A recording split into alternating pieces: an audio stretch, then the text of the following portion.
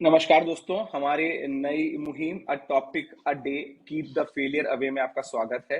दोस्तों, इस मुहिम के अंदर हम लोग हर रोज आपको एक टॉपिक पढ़ाएंगे जो कि बिल्कुल नए तरीके से पढ़ाया जाएगा। इस पढ़ाने के तरीके में दोस्तों तीन अलग अलग पार्ट होंगे हर वीडियो के। इसमें फर्स्ट पार्ट के अंदर हम उसी टॉपिक का आपको एक शॉर्टर वर्जन समझाएंगे, जिसमें आप शॉर्ट वर्जन में उसको एक तरीके से पूरा समझ सकते हैं। उसके सेकंड पार्ट के अंदर उस टॉपिक का पूरा डिटेल वर्जन होगा। दोज हु आर प्लानिंग और टू गिव कॉम्पिटिटिव एग्जाम, जो लोग तैयारी कर रहे हैं उन लोगों के लिए पूरा डिटेल वर्जन होगा। और उस टॉपिक के वीडियो के थर्ड पार्ट में उसका कंक्लूजन होगा। तो दोस्तों, ये तीन पार्ट में हमारी ये वाली वीडियोस आया करेंगी। तो आज का हमारा जो टॉपिक है दोस्तों, पहला टॉपिक वो है पीएम गति शक्ति प्लान। तो चलिए समझते हैं इसका शॉर्टर वर्जन क्या है। तो दोस्तों, आप लोगों ने बहुत बार आपके घर के आसपास कितनी जगह पे देखा होगा कि एक नई रोड बनती है, और नई रोड बनने के बाद आप बहुत खुश होते हैं कि अरे लो, अब तो रोड बन गया, कोई समस्या नहीं है। और वहां पे कुछ दिनों बाद एक बुलडोजर आता है, आप कहते हैं साहब अब क्या काम रह गया? वो कहते हैं लो, इसके अंदर पानी की पाइपलाइन तो डलना रह गई। पानी की पाइपलाइन रह गई? कहते हैं हाँ।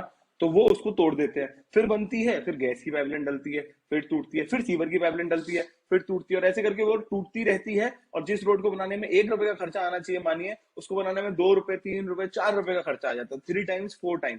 तो इससे क्या होता है, देश की प्रोग्रेस भी रुकती है दोस्तों, और कोई भी डेवलपमेंट पूरा नहीं हो पाता। इसी बेसिक प्रॉब्लम को हल करने के लिए इस 15 अगस्त पे हमारे माननीय प्रधानमंत्री जी ने पीएम गति शक्ति प्लान लॉन्च किया, जिसका बेसिकली 2 वर्ड में मतलब है गति में है शक्ति। तो अगर कोई भी हम इंफ्रास्ट्रक्चर डेवलपमेंट गति के साथ कर रहे हैं, टाइमली उसको पूरा कर रहे हैं, तो ही हम सशक्त हो पाएंगे। और हमारे देश को as a manufacturing hub, as a business hub, as a developed nation बनाने के लिए ये बहुत ही जरूरी काम है। ठीक दोस्तों, चलिए इसके अंदर थोड़ा सा और इसका शॉर्टर वर्जन में चीज समझ लेते हैं। तो जैसे कि आप लोगों ने बहुत सारी मिनिस्ट्री सुनी होंगी, भारत माला, सागर माला, उड़ान, इकोनॉमिक हब्स। तो ये सब चीजों के अंदर अब गवर्नमेंट सारी मिनिस्ट्रीज को एक डिजिटल प्लेटफॉर्म पे लेके आएगी, और वहां पे सब लोगों के प्रोजेक्ट सबको दिखाई देंगे, सो दैट इंटर मिनिस्ट्री में कंफ्यूजन ना हो कि किसका प्रोजेक्ट कहाँ चल रहा है। और वहां पे जिस मिनिस्ट्री को उस एक पर्टिकुलर एरिया में पहले काम करना है, उसको पहले पैसे दिए जाएंगे, उसके बाद दूसरी मिनिस्ट्री को। मसलन माने कि कहीं से कहीं रोड जानी है, बट उससे पहले वहां गैस पाइपलाइन भी जानी है।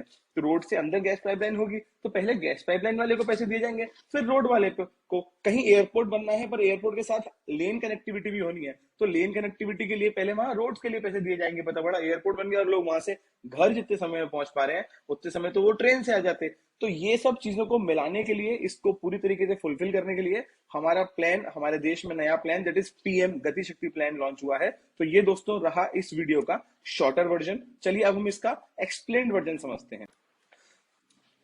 तो चलिए दोस्तों, अब हम इसको डिटेल में समझना शुरू करते हैं। इस वीडियो में जहां जहां पे मुझे लगेगा कि ये चीज आपके लिए फैक्चुअल इंपॉर्टेंट है, मैं आपको बोल दूंगा, उसके आगे लिख भी दूंगा, उसके आगे एफ लाइक फैक्ट। आप लोगों को ये नोट्स हमारी वेबसाइट पे मिल जाएंगे, तो वहां से आपको रिवीजन और पढ़ने में आसानी होगी। और जहां जहां पे मुझे लगेगा इंग्लिश के लिए इंपॉर्टेंट है, मैं आपको बताऊंगा। देखिए, आप मेरी बात ध्यान समझिएगा, यहाँ पे जो मैं आपको समझाने वाला हूँ, हर एक टॉपिक के अंदर मल्टीपल पर्सपेक्टिव्स होते हैं दोस्तों। आप समझ रहे हैं? तो कितनी सारी चीजें होती हैं जो हमारे लिए काम की नहीं होती, पर किसी और जीव के लिए बहुत काम की होती हैं। So that same like in this topic English और पढ़ाई में, एक ही टॉपिक के अंदर आपकी इंग्लिश भी सुधरती है, आपके फैक्ट भी अच्छे होते हैं, आपका कंक्लूसिव नॉलेज भी बनती है, आपके कॉन्सेप्ट भी आते हैं। तो हमको पूरा सीखना है, सो दैट हम लोग वन गो में एग्जाम निकाल पाए। क्लियर है? तो चलिए समझना शुरू करते हैं पीएम गति शक्ति प्लान दोस्तों। तो सबसे पहले इसके अंदर हम लोगों को जो फैक्ट याद करने वाली चीज है, वो फैक्ट है 75th independence day. Normal one liner fact किसी भी एग्जाम के अंदर आता है। दूसरा फैक्ट हमें याद करना है, इट इज 100 करोड़ प्रोजेक्ट। ठीक है? और तीसरा जो कीवर्ड हमको इसके अंदर समझ के चलना है, क्योंकि कीवर्ड ही होंगे जो आपको नोट्स बनाने में काम आएंगे। आप हमेशा याद रखिएगा, ये पूरी वीडियो समझने के बाद जब आप इसके खुद नोट्स बनाएंगे, तो आपके पास वो कीवर्ड्स होने चाहिए जिससे आप रिवाइज कर पाए उसको। तो कीवर्ड में पहला कीवर्ड क्या आता है? Holistic infrastructure. जब मैं बात करता हूं दोस्तों होलिस्टिक इंफ्रास्ट्रक्चर के, इसका सीधा मतलब क्या हुआ? इसका सीधा मतलब हुआ कि इंफ्रास्ट्रक्चर तो हर बार हो रहा था, होलिस्टिक मतलब सब चीजों को मिलाते हुए। जैसे हम आयुर्वेदा भी नहीं कहते कि होलिस्टिक हेल्थ केयर, कि आपके एक ऑर्गन का ध्यान नहीं रखेंगे, आपकी पूरी बॉडी का ध्यान रखेंगे। So that in same case holistic infrastructure, gas pipeline, जैसे मैंने अभी बोला था, रोड, लाइट, इलेक्ट्रिसिटी, कनेक्टिविटी, सब चीजें एक साथ, एनवायरमेंट सब एक साथ काम करते हुए। चलिए इसके आगे इसको समझते चलते हैं कीवर्ड्स के साथ साथ। So it is the what is the idea behind गति शक्ति? जैसा कि हमने अभी अभी समझा कि it is a digital platform. Again one more keyword. So keyword के नीचे आपको लाइन दिख जाएगी इस तरीके से, one more keyword. It is basically based on integrated planning and coordinated execution. So integrated planning मतलब सब लोग एक साथ मिलकर प्लानिंग कर रहे हैं, इंटीग्रेटेड प्लानिंग है। और कोऑर्डिनेटेड एग्जीक्यूशन, ऐसा नहीं कि रोड बन गई उसके बाद उसको खोदा जा रहा है, फिर पाइपलाइन वाले आ रहे हैं, फिर रोड बन रही है, फिर पानी वाले आ रहे हैं ना, ऐसे काम नहीं। कोऑर्डिनेट भाई, जब तुमको पता है कि तुम्हें गैस की पाइपलाइन डालनी है तो तुम पहले गैस की पाइपलाइन डालो ना, उसके बाद रोड बनेगी ना। So coordinated in what execution by what ministries, 16 ministries. अच्छा, इसके बाद में नेक्स्ट, सो दैट आपको समझ में आ गया कोऑर्डिनेटेड होगा तो क्या होगा, इन्फॉर्मेशन जितनी भी अपकमिंग प्रोजेक्ट है वो साथ में चलेगी। और कैसे होगा कोऑर्डिनेटेड एग्जीक्यूशन दोस्तों, अब हम लोगों के पास टेक्नोलॉजी के साथ चेंज होते होते बहुत स्ट्रांग व्हाट वी कैन से, जैसे टेक्नोलॉजी बढ़ती है, human being, human civilisation strong होते हैं, तो अब हमारे पास टेक्नोलॉजीज बहुत आगे आ गई हैं, जैसे कि जियो स्टेशनरी इमेजिनरी सैटेलाइट्स। तो अब सैटेलाइट देख के बता पाती है कि यहाँ पे ये काम हो चुका है, तो मिनिस्ट्री को पता है कि अच्छा यहाँ पे ये वाला काम हो गया, अब हमारा काम आ सकता है। तो वो वाली चीज की ऐसे ऐसे डेवलपमेंट हो रहा है। बिग डेटा, बिग डेटा मतलब कि जितना भी डेवलपमेंट हो रहा है वो एक जगह पे आ रहा है और उसको एनालिसिस करके समझ में आ रहा है कि हाँ यहाँ पे ये चीज हो चुकी है, यहाँ पे अभी what we can say rail का कंस्ट्रक्शन पूरा हो चुका है, अब आगे वहां पे फर्दर डेवलपमेंट किया जा सकता है। Logistic plan and all clear. For instance वाला एग्जाम्पल हमने आपको समझा दिया। इसके बाद हम लोग आगे समझे तो दोस्तों इसके अंदर दूसरी चीज क्या है, जैसे कि मैंने आपको बोला 2.5 to 3.5 टाइम्स जो होगा वो आपका बेसिकली व्हाट पैसा बचेगा। बट आपको ये कीवर्ड की तरीके से याद नहीं रखना है। कीवर्ड में आपको मैंने अब तक दिखाया ये कीवर्ड, ये भी कीवर्ड नहीं था। कीवर्ड आपको था holistic infrastructure, 16 ministries, digital platform, integrated planning and coordinated execution. मैं फिर बता रहा हूँ, इन टॉपिक्स में इन वर्ड्स को लिखिएगा और इसको रिवाइज कीजिएगा, आप देखिएगा आपका कितना अच्छा रिवीजन होगा। चलिए बहुत बढ़िया। इसके आगे हम लोग समझें तो इसके अंदर कौन कौन सी मिनिस्ट्रीज एक तरीके से काम कर रही हैं। तो जब कभी हमको पेपर में, न्यूज़पेपर में आर्टिकल पढ़ने हैं दोस्तों, हमेशा याद रखना है कि उसको पढ़ते समय अच्छा राइटर ने इस बात को एज अ एग्जाम्पल कहा है और इस बात को एज अ फैक्ट कहा है, ये आपको समझ में आना चाहिए। तो यहाँ पे Bharatmala, Sagarmala, inland waterway, land port, उड़ान, ये एज अ एग्जाम्पल कहे हैं। तो सारी मिनिस्ट्रीज हमको याद करनी भी नहीं, और ये हमको पहले से याद है तो इसको याद करने की जरूरत नहीं। हाँ, इसके बाद की चीज याद करना बहुत जरूरी है, दैट इज कि इसके अंदर इसरो की भी हेल्प लगेगी। जैसे कि हम लोग ऊपर ही समझ गए थे, सैटेलाइट इमेजिनरी मतलब इसरो, तो इसरो की भी हेल्प लगेगी। और इसरो के अंदर एग्जैक्टली कौन से प्लान की हेल्प लगेगी, that is BISAG N, that is Bhaskaracharya National Institution for Space Application and Geoinformatics, मतलब अर्थ की इंफॉर्मेशन। तो भैया स्पेस से देख के इंफॉर्मेशन देना। चलिए, तो यहां तक हमको समझ में आ गया कि किस तरीके से काम होने वाला है। और इस स्कीम के अंदर अभी हमारे कंट्री में जो पहले एक बहुत मेन स्कीम चल रही थी, that is national infrastructure pipeline plan, उसके ही प्रोजेक्ट्स को पूरा किया जाएगा। देखिए हम लोग हर साल जब कोई स्कीम लॉन्च करते हैं तो ऐसा थोड़ी होता कि पुरानी सारी स्कीम मिटा दी, ऐसा नहीं होता। पुरानी स्कीम को और what we can say adopt करके और इफेक्टिवली कैसे इंप्लीमेंट करें, ये सारी कहानी वही है। अब दोस्तों इसके आगे हम समझते हैं इसके अंदर बेसिकली कौन कौन से what we can say pillars हैं जो पीएम गति शक्ति प्लान को जोड़ते हैं।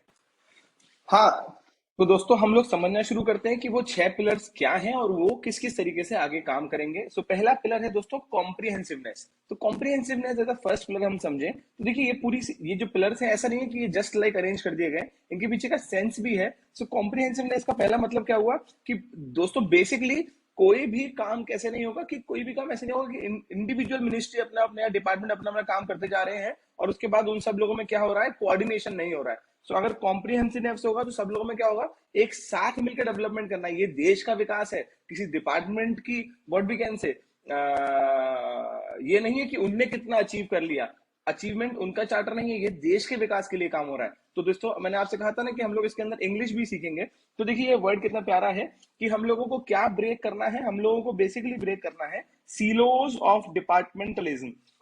जब मैं बोलता हूं आप लोगों से सीलोज ऑफ डिपार्टमेंटलिज्म, इसका मतलब क्या होता है दोस्तों, सीलोज ऑफ डिपार्टमेंटलिज्म का मतलब होता है कि बेसिकली एक डिपार्टमेंट दूसरे डिपार्टमेंट से इंफॉर्मेशन शेयर नहीं करना चाहता है। सो सीलोज इन डिपार्टमेंट्स का मतलब क्या हुआ कि the departments don't want to share information with each other, और जिसकी वजह से क्या होता है, कॉम्प्रिहेंसिवनेस नहीं आ पाती है क्योंकि वो अपना अपना नाम बढ़ाना चाहते हैं। तो ये प्लान सबसे पहले सीलोज ऑफ डिपार्टमेंटलिज्म को तोड़ेगा और इसके अंदर GIS ग्लोबल इंफॉर्मेशन सिस्टम, तो उससे based what we can say enterprise resource planning system होगा कि हम लोगों को वही जैसे कि मैंने बताया कि मैप से देख के समझेंगे और समझेंगे कि यहाँ पे इन चीजों को ऐसे ऐसे आगे बढ़ाना है। जैसे ही दोस्तों ये कॉम्प्रिहेंसिवनेस की बात हो जाती है, जैसे ही समझ में आता है कि सब लोगों को साथ में मिलकर काम करना है, वैसे ही दूसरी चीज हमें क्या समझ में आती है, that is prioritisation. But obvious सी बात है ना, जैसे ही कॉम्प्रिहेंसिवनेस हो गई तो अब समझ में आ गया कि भाई इसको प्रायोरिटी देनी है। जैसे कि हमने पहले समझा था कि भाई गैस पाइपलाइन को पहले प्रायोरिटी देनी है, उसके बाद रोड बनेगी ना।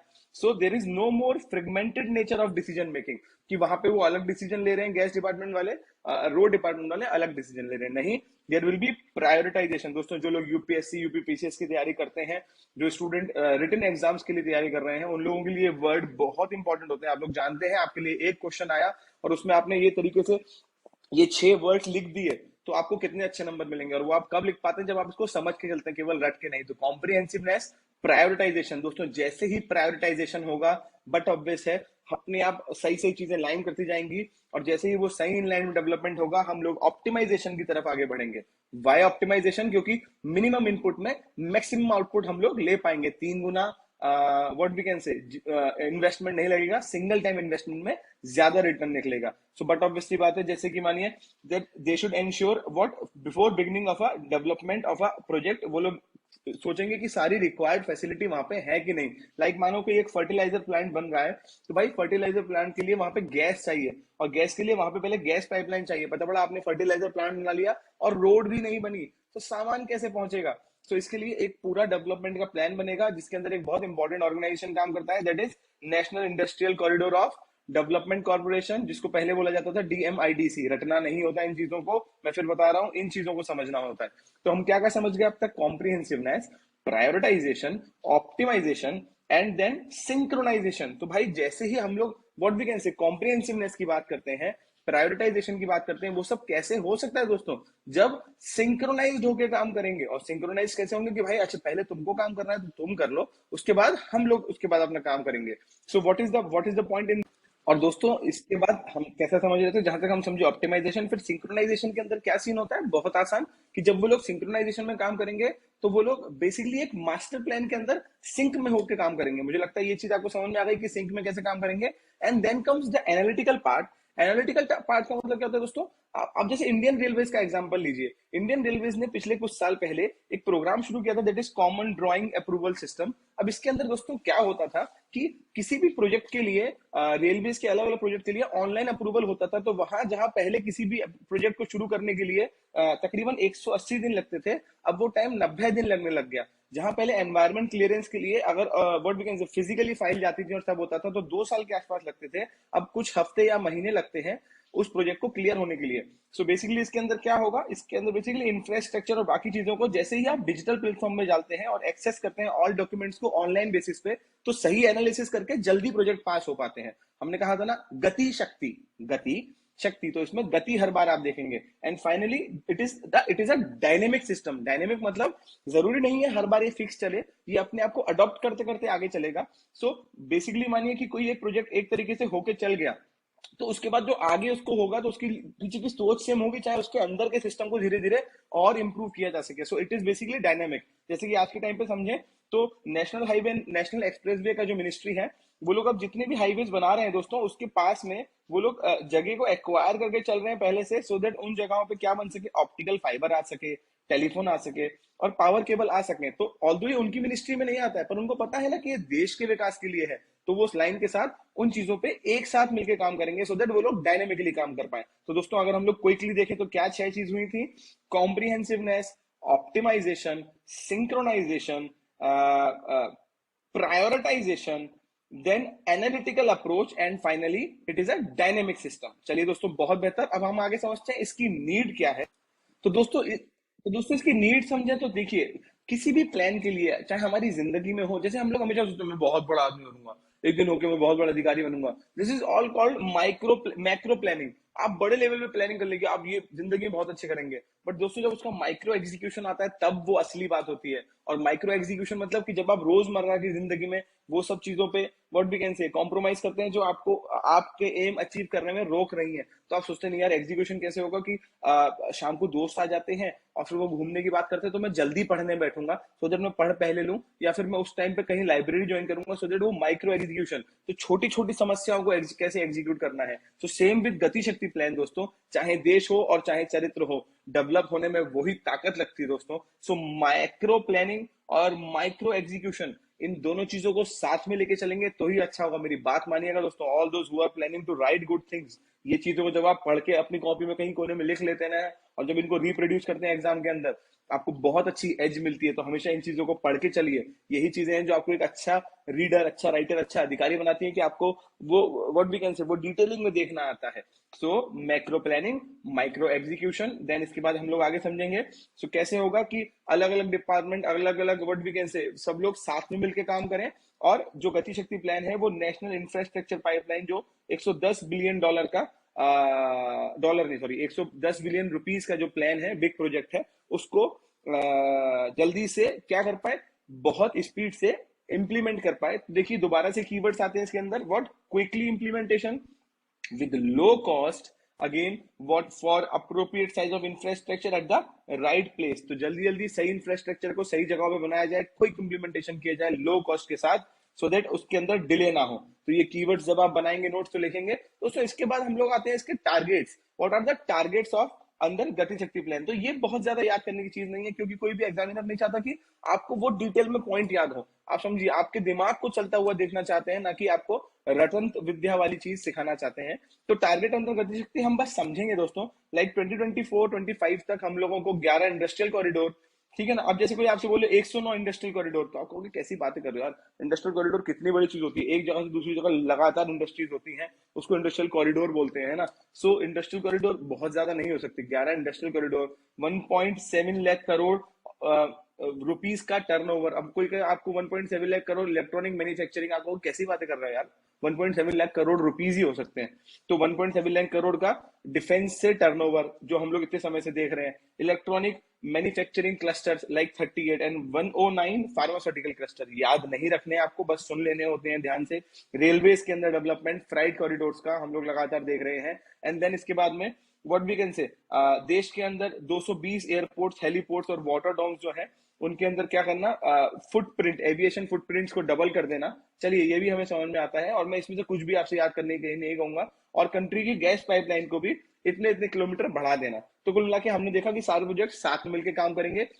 और इसके आउटकम क्या होंगे दोस्तों, बट ऑब्वियस है, जैसे ही ये सब कहानी आएगी, जो देश हम लोग सोचते हैं हमेशा कि हम लोग वर्ल्ड के बिजनेस कैपिटल बन पाएंगे, हमारे यहाँ ईज ऑफ डूइंग बिजनेस और अच्छा हो जाएगा, लोग हमारे यहाँ बहुत ज्यादा इन्वेस्टमेंट करेंगे, ज्यादा नौकरियां होंगी, और हम लोग एक विकास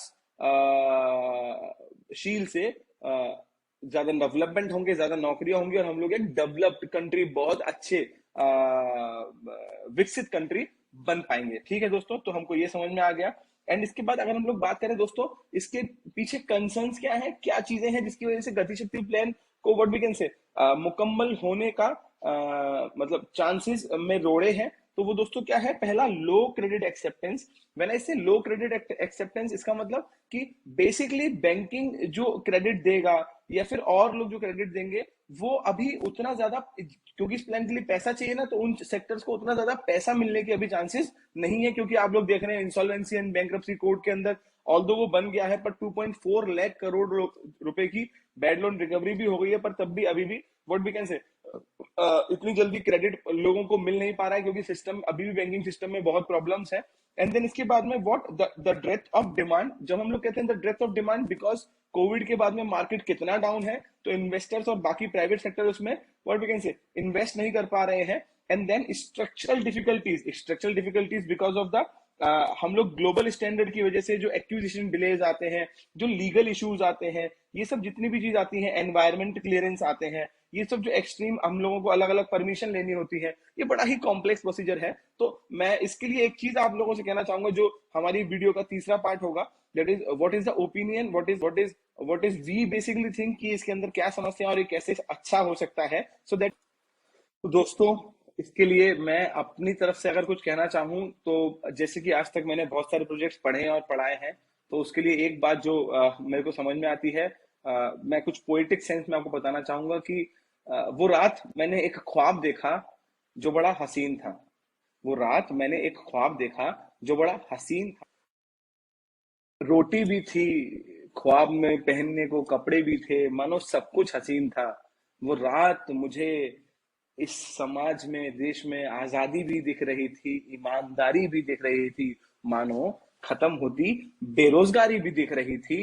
बट पर पर डर ये है कि कहीं वो ख्वाब ख्वाब ना रह जाए, कुछ कम ही सही पर डर ये है कि कहीं वो ख्वाब ख्वाब ना रह जाए, कुछ कम ही सही, बस हकीकत बन के सामने आए, बस हकीकत बन के सामने आए। दोस्तों ये बहुत अच्छे प्रोजेक्ट्स हैं, हम लोग जब जब इनको पढ़ते हैं हमें बहुत अच्छा लगता है। बस हमारे दिल से हमारी इच्छा रहती है कि जो ये सब हम पढ़ रहे हैं ये जमीन पे आ जाए। दोस्तों आपको ये वीडियो कैसी लगी आप लोग कमेंट सेक्शन में जरूर बताइएगा। इस चैनल को like, subscribe, bell icon press जरूर करिएगा, सो दैट हमारे हौसले और बुलंद हो ऐसे वीडियोस बनाने के लिए। और हमको इसके अंदर जो भी सुधारना हो आप प्लीज हमें कमेंट बॉक्स में बताइएगा, सो दैट हम उसको सुधार पाए। दोस्तों नमस्कार दोस्तों, जय हिंद।